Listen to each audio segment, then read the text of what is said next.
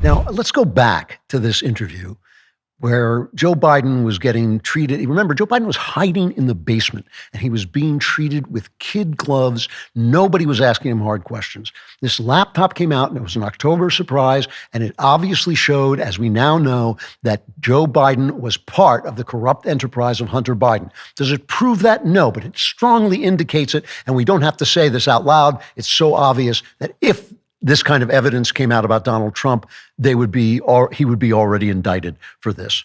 So Trump brings this up with Leslie Stahl, and this part was cut out of, this was not in the broadcast interview, as I recall. I think it was that Trump put it out later. And this is what Leslie Stahl said. This is cut 19. I think it's one of the biggest scandals I've ever seen, and you don't cover it. You want to talk about... Well, because it can't be verified. You want to talk about insignificant things. I'm telling you. Of course it can be verified. Excuse me, they found the laptop. Leslie. Can't be verified. What can't be verified? The laptop. Why do you say that? Because even the family hasn't... The family on the laptop, he's gone into hiding. For 5 days, he's gone into hiding. He's preparing for your debate. Oh, it's taken him 5 days to prepare? I doubt it. Okay. All right. So let's get back to the name calling. So it can't be verified because Leslie Stahl is just a poor peasant girl walking the street carrying wood and water back to her little hut in the forest. It's too bad she's not a major reporter on one of the biggest news networks with the biggest news gathering staff in the country, because then they might go out and try to verify it. Trump is 100% right. This is the thing about these discrepancies between the press and Trump. A lot of times Trump is not 90% right. He's 100% right. Everything was verified. And they did report the infamous 51 intelligence agents letter saying, oh, this looks like Russian disinformation, which, of course, it wasn't. Now, this part was in the show as Trump compared their coverage of him to the coverage of Biden. Cut 20. I wish you would interview Joe Biden like you interview me. It would be so good. You know what? You like this, I thought. I thought you liked I don't mind it. But when I watch him walk out of a store, and he's walking with an ice cream. And the question the media asks him, what kind of ice cream? What flavor ice cream do you have? And he's in the midst of a scandal. He's not. And he's taking... Of course he is, no. Leslie. Come on. Of course he is. It's the second biggest scandal. So, the biggest scandal was when they spied on my campaign. They spied on my campaign, there's Leslie. no real evidence of that. Of course there is. It's all over the place. And that turned out to be true, too. They did spy on his campaign. They bugged his offices. They bugged the Trump Tower. It was all true, but unfortunately, Leslie Stahl, a peasant girl who just carries wood and water, who's living out in the woods in a cottage, she hasn't got the wherewithal to go out and check any of this. And so she just giggles like a 12-year-old girl and tells him he's being silly to say that Joe Biden is in the midst of a scandal, which is exactly what Joe Biden was. He was in the midst of a tremendous scandal if he had been a Republican.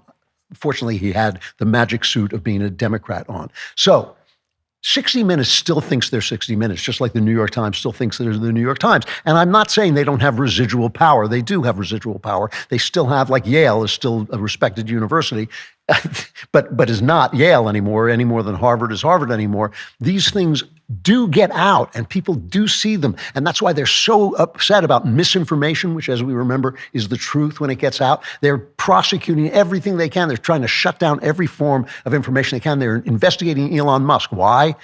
Because he's going to Mars without a license? No, because he's letting people speak on X and they're trying to intimidate him. And unfortunately, the guy's too kooky to be intimidated, even with the entire government coming after him. So both of them, both Harris and Trump, go on what you might call alternative media, which is insane because Trump is a master of this. You want to see the difference between someone being a regular guy and someone who is a regular guy? Here's Harris on with Colbert. On the vibe election, all the vibes were all good. But elections, I think, are won on vibes because one of the old saws is they just want somebody they can have a beer with. Uh-huh. So would you like to have a beer with me so I can tell people what that's like?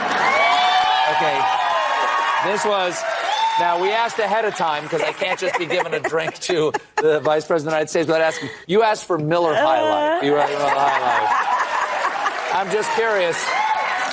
Okay, the last time I had beer was at a baseball game with Doug. Okay, so cheers. Cheers. There you go.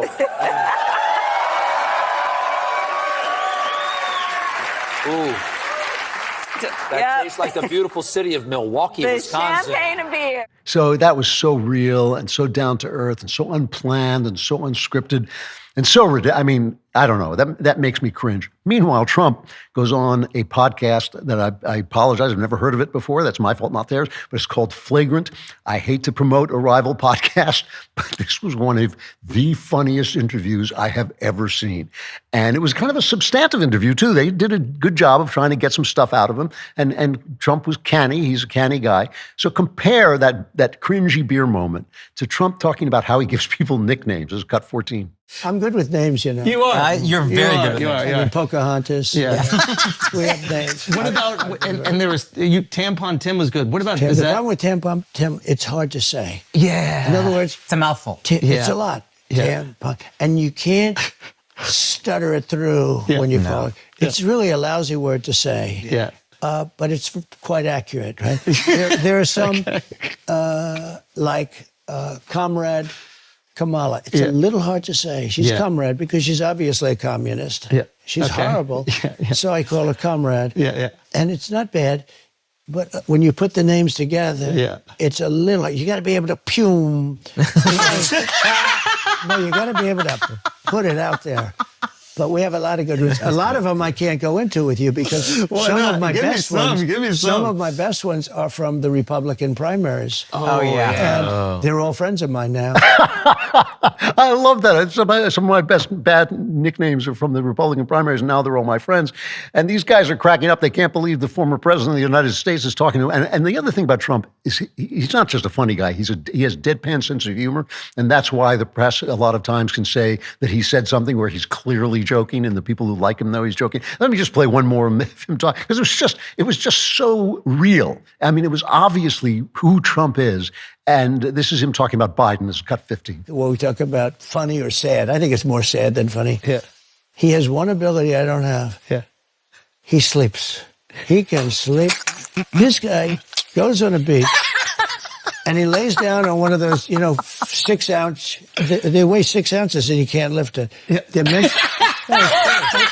No, they're meant for children. Yeah. Young people and old people to lift. Yeah. They're aluminum, hollowed aluminum. Yeah. They weigh very little, and he can't lift. And somebody convinced him he looks good in a bathing suit. And when you're 82, typically bathing suits aren't going to make you look great. You're not going to be enhanced. Yeah. All right? It's just one of those things.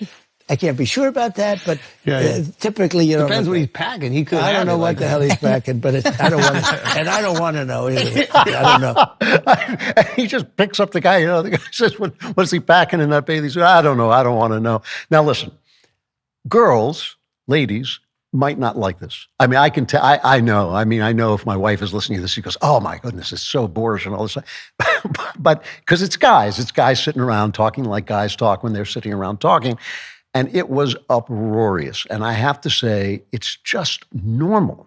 I mean, the thing about Trump is he is normal. And all these people who are saying, oh, the right is weird. No, the right is kind of normal, and that's why they're dying with the unions, because he goes out the other day, he was in Detroit, and he goes out and says, this is what we'll do. You guys are working class guys. You're not being treated well. We're going to give you tax breaks to start a factory in America and all this stuff. He is in touch with like what ordinary people are like. And I can see why suburban women look at him and say like, ooh, my husband doesn't talk like that. But, he does. He just doesn't do it while you're around because he's being polite with the ladies. So he's going on the show and he's just being an ordinary guy. And this is what I mean. The old media is dying in its own corruption. 60 Minutes has lost the pull that they have because they're no longer really 60 Minutes any more than the New York Times is any longer the New York Times. The New York Times has always been a left-wing paper, but it was not what it is now. It was not this kind of sophomoric, I went to Harvard and now I'm a radical newspaper. It was run by adults who were actually paying attention and they were on the left. And that's different than what you read now. And the paper is really just a takeoff on itself. This media is dying. And I don't know how fast it's dying. That's why I can't be sure of what I'm seeing. Sometimes I see things, when you come to the show, you get tomorrow's news today. And sometimes I see things a little bit before they happen. But I think this is happening in a great big wonking hurry. And the new media is starting to coalesce into something that's a kind of more Democrat system. It's an amalgam of serious talk and ordinary silliness. And it's got a lot of fakes in there, putting up fake news. That's absolutely true. There is misinformation on X. You see people putting up stuff that just isn't so. But you begin to start to weed through it. You begin to say, oh, this is a guy who was right before. I'm going to pay attention. It's starting to coalesce in the same way during the Reformation, which is what this reminds me of. When the basic monopoly on information of the Catholic Church was broken, you would start to see, oh, this guy is a guy whose Bible translation is good, and now I'm going to follow this and become a Calvinist or whatever. This is the same kind of thing. You're starting to see, well, this guy's information is pretty solid, and this guy isn't. I'm not going to listen to him anymore, and this debunking of that guy actually works. It's starting to be a system, and Trump is a master of it. For more great content, like and subscribe, and for even more great content, subscribe to The Andrew Klavan Show wherever you get your podcasts.